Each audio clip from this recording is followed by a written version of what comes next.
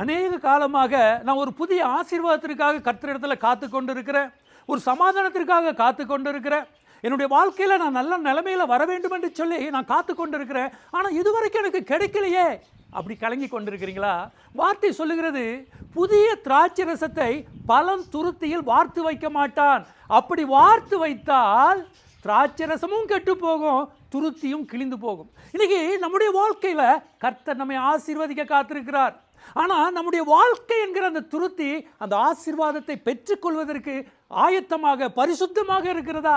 அதை தான் இன்னைக்கு நாம் சிந்தித்து பார்க்க வேண்டும். இன்னைக்கு நம்முடைய வாழ்க்கையில் நம்முடைய துருத்தியை, நம்முடைய வாழ்க்கையை கெடுத்து கொண்டு இருக்கிற அத்தனை பழைய காரியங்களையும் புறந்தள்ளிவிட்டு கர்த்தருக்கென்று நம்முடைய வாழ்க்கையை ஒப்பு கொடுத்து நம்முடைய வாழ்க்கை புதிதாக மாறும் பொழுது கர்த்தர் கொடுக்கிற ஆசீர்வாதம் நம்முடைய வாழ்க்கையில் தங்கும். கர்த்தர் கொடுக்கிற சமாதானம் நம்முடைய வாழ்க்கையில் தங்கும். நீங்கள் என்னென்னலாம் எதிர்பார்த்து கொண்டிருக்கிறீங்களோ அத்தனையும் உங்களுடைய கண்கள் காண கர்த்தர் கிருபை தருவார். God plus.